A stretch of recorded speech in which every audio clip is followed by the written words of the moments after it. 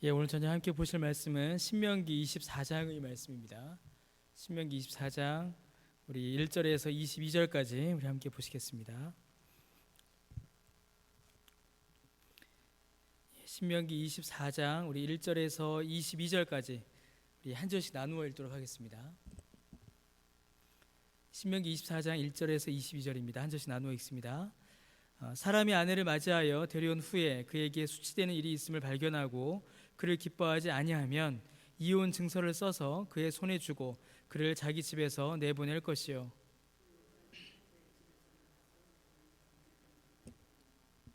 그의 둘째 남편도 그를 미워하여 이혼 증서를 써서 그의 손에 주고 그를 자기 집에서 내보냈거나 또는 그를 아내로 맞이한 둘째 남편이 죽었다 하자.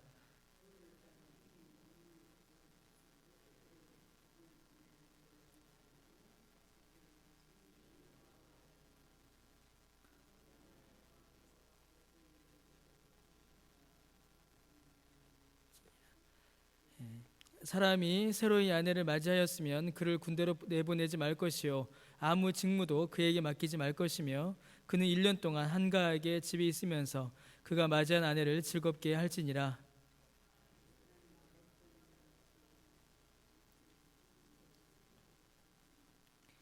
사람이 자기 형제 곧 이스라엘 자손 중 한 사람을 유인하여 종으로 삼거나 판 것이 발견되면 그 유인한 자를 죽일지니 이같이 하여 너희 중에서 악을 제할지니라.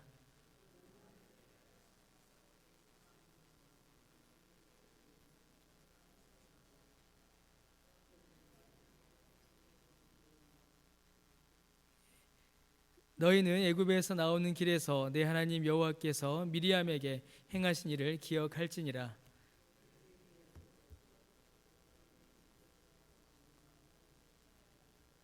너는 밖에 서 있고 내게 꾸는 자가 전당물을 밖으로 가지고 나와서 내게 줄 것이며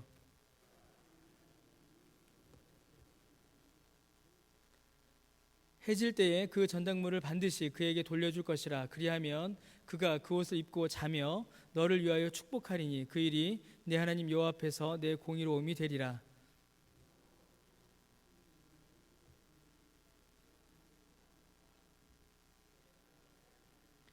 그 품삯을 당일에 주고 해진 후까지 미루지 말라. 이는 그가 가난함으로 그 품삯을 간절히 바람이라. 그가 너를 여호와께 호소하지 않게 하라. 그렇지 않으면 그것이 내게 죄가 될 것임이라.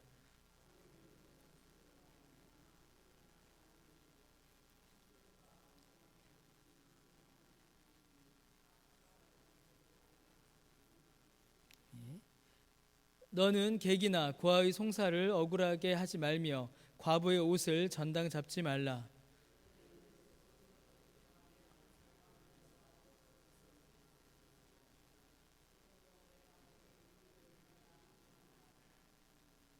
내가 밭에서 곡식을 벨 때에 그 한 뭇을 밭에 잊어버렸거든 다시 가서 가져오지 말고 나그네와 고아와 과부를 위하여 남겨두라. 그리하면 내 하나님 여호와께서 내 손으로 하는 모든 일에 복을 내리시리라.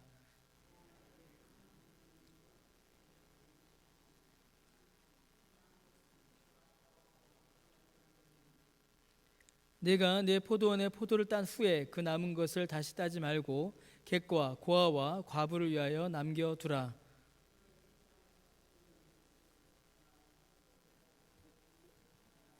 명령하노라. 아멘.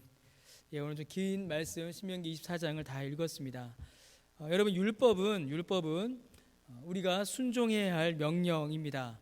유대인들은 이 율법을 대할 때에 어떻게 하면 이 율법을 더 잘 지킬 수 있는가, 어떻게 하는 것이 율법을 더 잘 지키는가, 이 주제를 생각을 했습니다. 그러나 성경의 관점은 율법을 잘 지키는 것과 못 지키는 것, 그래서 100점과 80점 이렇게 비교해서 잘 지키면 더 큰 상을 받고 잘 못 지키면 더 많은 벌을 받는 이런 어떤 비교의 기준이나 비교 대상으로 이 율법을 대하지 않습니다. 오히려 성경은 율법을 지킨다라는 것이 무엇인지, 그 율법과 율법 준수의 본질적인 성격을 우리에게 알려주고 있습니다. 오늘 본문 역시 그런 내용을 우리가 찾아볼 수 있습니다. 여러분, 오늘 우리가 읽은 이 신명기 24장은 22장부터 계속 이어져 오는 율법의 항목들입니다. 이 율법의 항목들은 크게 두 가지의 목적을 향하여서 이루어져 있습니다. 첫 번째는 이제 거룩입니다.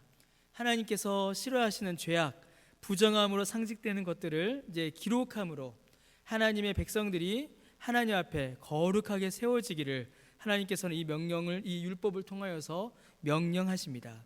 오늘 우리가 읽은 본문 7절과 8절이 대표적인 그런 내용이다라고 볼 수 있습니다. 악을 제하고 부정한 것을 제하여 정결하고 거룩하게 설 것을 하나님께서 그 백성들에게 요구하십니다.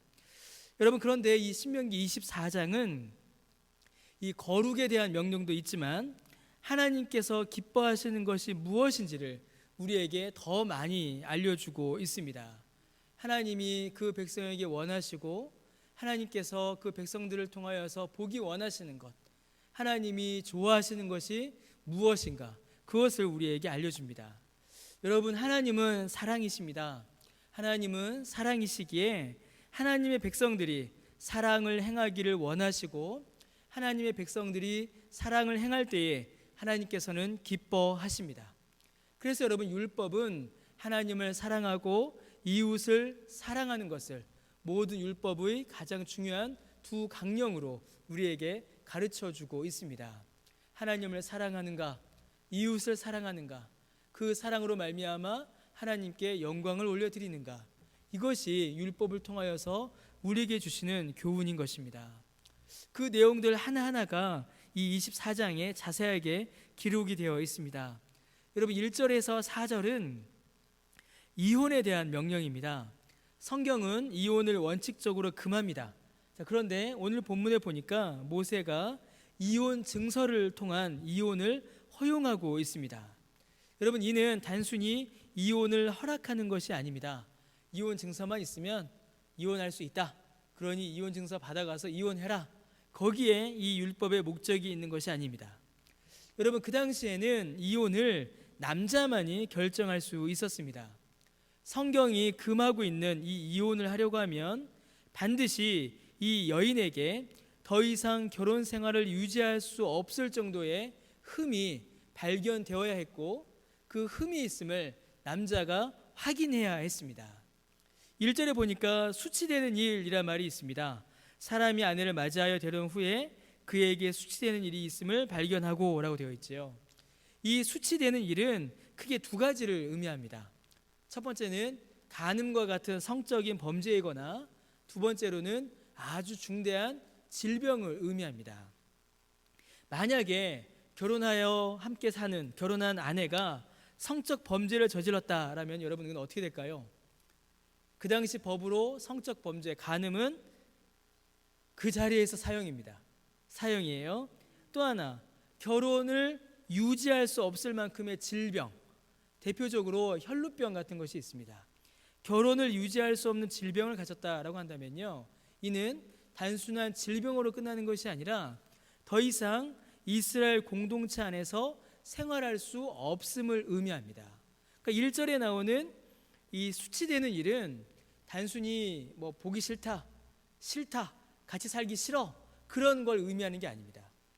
즉각 그 자리에서 사형에 처해지거나 혹은 이스라엘 공동체 안에 더 이상 거할 수 없을 정도로 심각한 문제가 아내에게 일어났음을 의미하는 것입니다.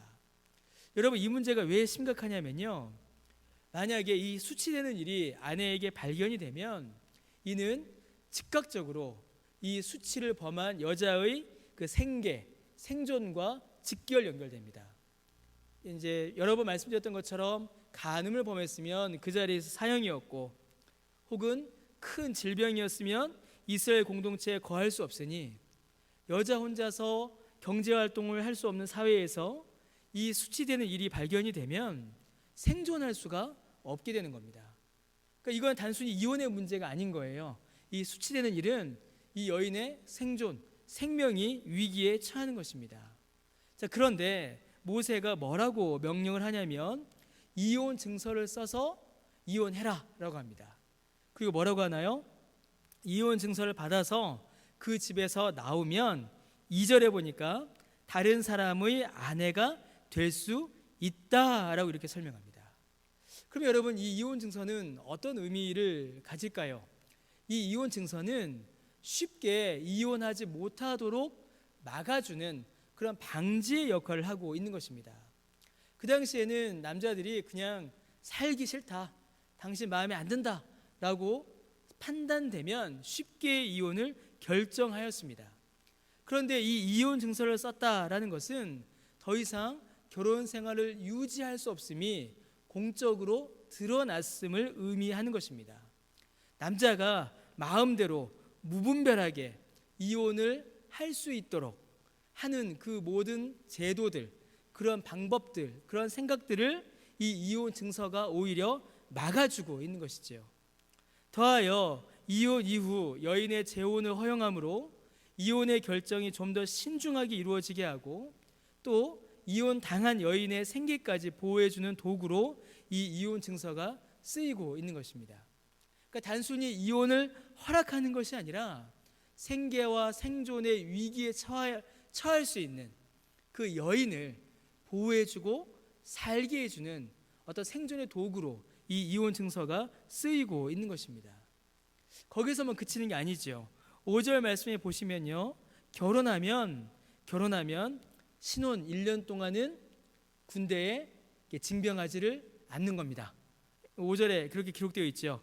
1년 동안 한가하게 집에 있으면서 그가 맞이한 아내를 즐겁게 해라.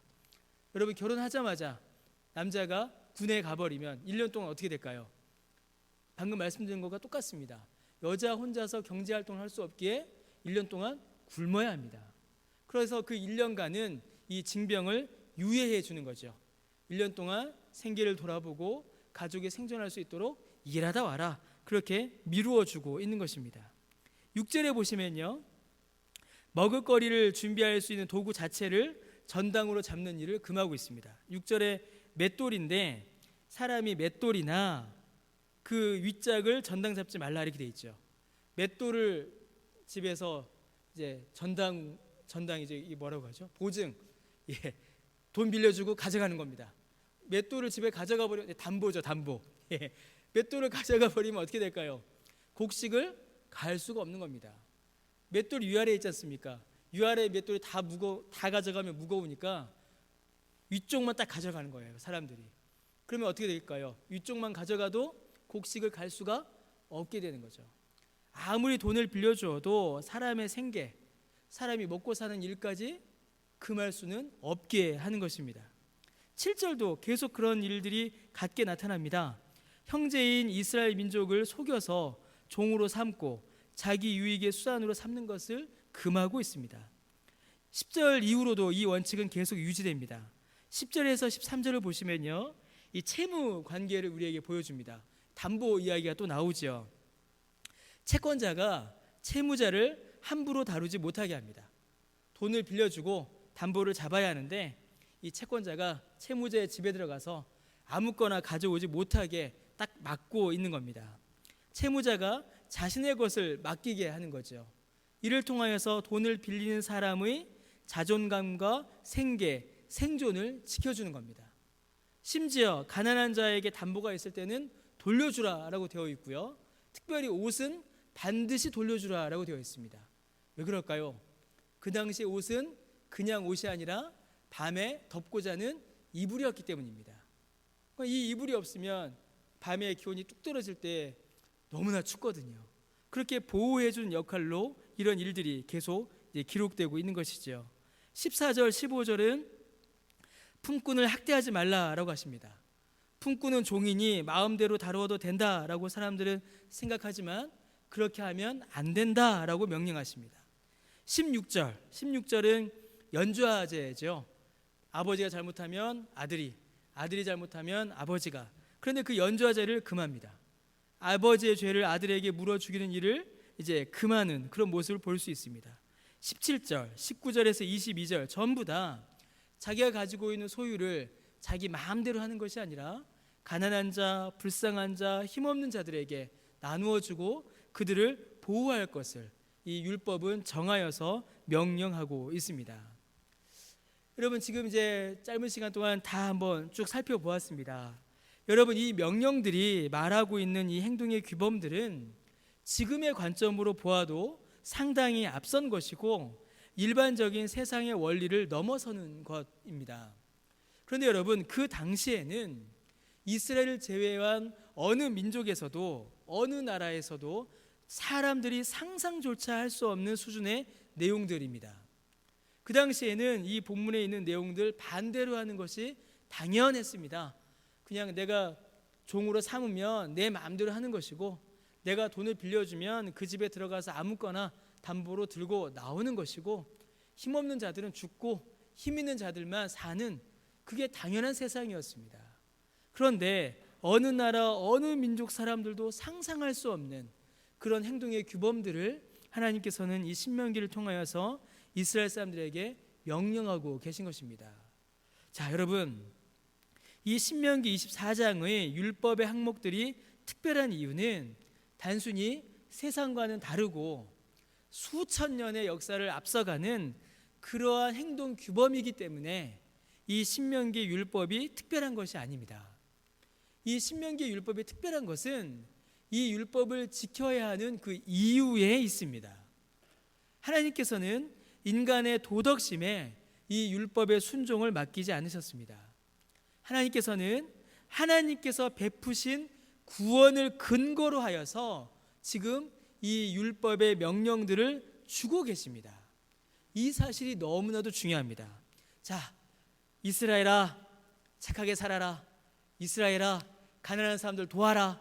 이스라엘아, 착하지, 이렇게 착하게 살아야 한다. 하나님께서 그렇게 말씀하신 게 아니라는 겁니다. 하나님께서 이 명령을 이스라엘에게 주실 때에는 어떻게 이 말씀을 주신 것이냐면, 내가 너희를 이렇게 구원하였으니, 내가 너희를 이렇게 사랑하니 너희도 너희 이웃을 이렇게 사랑해야 한다라고, 하나님께서 베푸신 그 구원이 이스라엘이 선행을 행할 이유가 되는 것입니다. 오늘 본문에 보시면요, 18절 그리고 22절에 너무나도 명백하게 하나님께서는 못을 받고 계십니다. 이스라엘이 애굽에서 종되었다가 풀려난 것을 기억함으로 이 명령에 순종하라라고 하나님께서 명령하고 계십니다. 여러분, 이스라엘이 애굽 땅에서 종의 고통을 겪었습니다. 나그네의 고통을 겪었지요. 그들이 고아와 과부와 같이 버림받았고 가난한 삶을 살아야 했습니다. 그들을 하나님께서 건져 주셨습니다. 그들이 먼저, 이스라엘이 먼저 이러한 고통의 삶, 비참한 삶을 이미 경험하였고, 그 비참한 삶에서 하나님께서 건져주시는 그 구원의 은혜를 받았으니, 그 구원의 은혜로 말미암아 그들도 불쌍한 자들을, 약한 자들을 도와야 하는 것입니다. 더하여 여러분, 이러한 율법의 명령, 행위의 규범들은 하나님께서 베풀어 주신 은혜에 대한 감사를 이스라엘이 합당하게 표해야 하는데, 그 감사를 표하는 방식이 바로 이웃을 사랑하는 것입니다. 하나님께서 크신 은혜를 내려주셨습니다. 우리도 마찬가지이죠. 하나님께서 우리에게 놀라운 은혜를 주셨습니다. 여러분, 우리가 무엇으로 하나님께 이 은혜에 대한 감사를 올려드릴 수가 있겠습니까? 하나님께서 이스라엘에게 요구하셨던 것은 이웃을 자기 몸과 같이 사랑함으로 그들에게 베풀어 주신 하나님의 은혜에 대한 감사를 그들의 삶에서 표현하고 드러낼 수 있도록 하나님께서는 명령하셨습니다. 하나님께서 베푸신 은혜의 크기를 깨달아 알면 깨달아 알수록 그 삶 가운데서 이러한 열매들을 맺게 되는 것이죠. 여러분, 그래서 이스라엘 백성들이 이 율법들을 제대로 지키기 위해서는 이스라엘은 먼저 하나님께서 그들에게 주신 구원의 은혜를 깨달아야 했습니다. 그들이 어떤 상태였고 어디에서 구원받았으며 그들이 받은 그 구원의 은혜가 얼마나 크고 놀라운지를 알아야 그 은혜를 이웃에게 흘려보낼 수 있기 때문입니다. 여러분, 이는 오늘 우리에게도 동일하게 적용될 수 있습니다. 여러분, 우리가 어떻게 해야 이웃을 내 몸과 같이 사랑할 수 있을까요? 여러분, 우리의 선한 마음이나 도덕심으로는 분명히 한계가 있습니다. 우리가 선한 의도와 선한 뜻으로 도덕심으로 이웃을 돕는다 하여도 반드시 한계에 부딪히고 순전한 목적으로 그 일들이 진행되기가 매우 어렵습니다. 그렇다고 해서 법과 규칙으로 선행을 명령할 수도 없습니다. 여러분, 우리는 예수 그리스도의 그 구원의 은혜를 알 때에 그때에 비로소 우리는 아무런 사심 없이 이웃을 사랑할 수 있습니다. 주께서 우리에게 주신 은혜가 얼마나 크고 놀랍습니까? 자신의 생명을 버려 우리의 생명을 살리셨으니 이것보다 더 큰 사랑과 은혜가 어디에 있겠습니까? 그 은혜를 깨달아 알 때에, 내가 받은 은혜의 크기를 알 때에, 그때에 비로소 우리도 그 사랑을, 그 은혜에 대한 감사를 이웃에게 흘려보낼 수가 있게 되는 것입니다. 그래서 여러분, 그리스도인이 이웃을 사랑하지 않는다, 그리스도인이 이웃을 향한 사랑을 행하지 않는다라는 것은 단순히 그 마음이 악하거나 그 마음의 도덕심이 약해서 그런 일들이 일어나는 것이 아닙니다. 그리스도인임에도 불구하고 이웃을 사랑하지 못하는 것은 그 마음에 복음의 참된 의미를 아직 바르게 알지 못하기 때문입니다.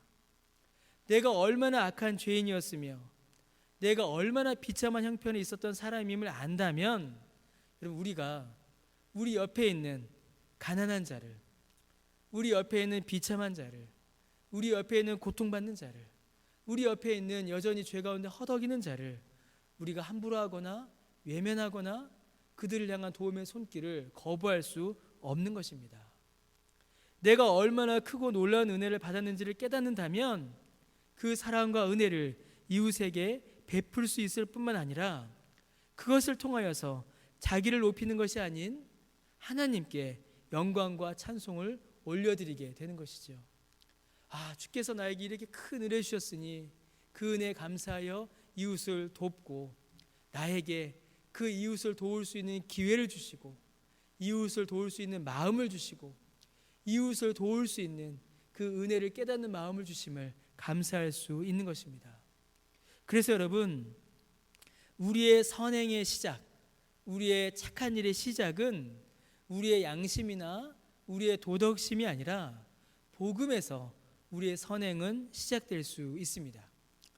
율법 앞에서 나의 죄를 깨닫고 복음으로 말미암아 구원받은 은혜를 감사할 때에 비로소 우리를 사랑하신 하나님의 사랑을 깨달아 알게 되며 그 하나님께서 명령하신 사랑의 율법을 행할 수 있게 되는 것입니다.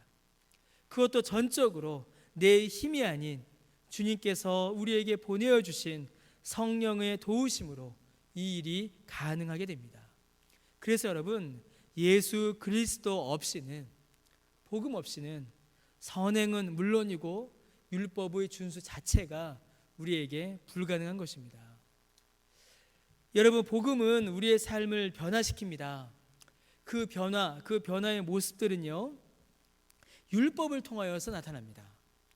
사람을 얽어매고 옥죄어서 죄책감을 가중시키고, 잘하면 사람을 교만하게 하고 못하면 절망하게 하는 그런 율법주의가 아닙니다.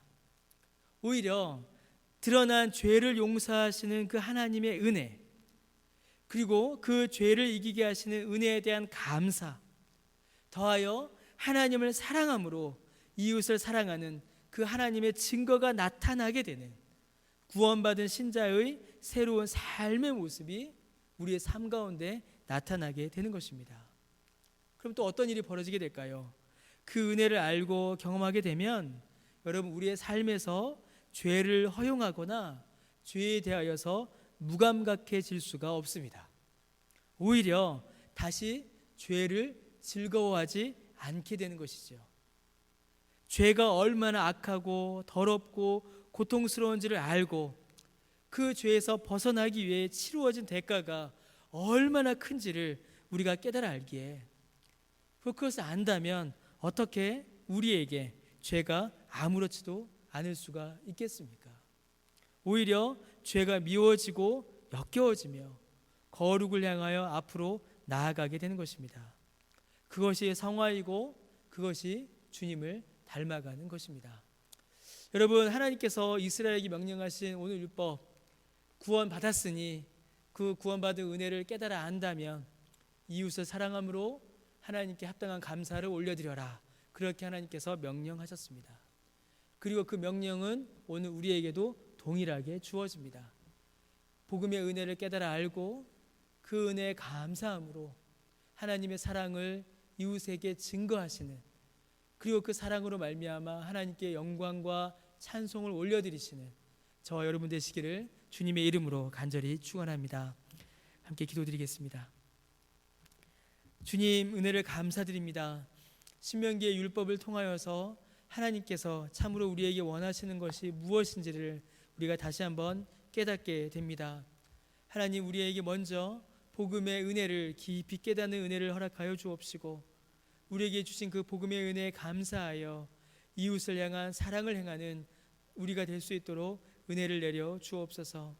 주께서 우리를 사랑하시니 우리가 그 사랑을 받았으니 그 사랑을 또한 행하고 그 사랑을 드러내고 그 사랑을 증거하는, 그리하여 하나님의 사랑이 온 땅 가운데 드러나는 놀라운 은혜의 역사를 우리를 통하여서 이루어 주옵소서. 감사드리며 예수님의 이름으로 기도드립니다. 아멘.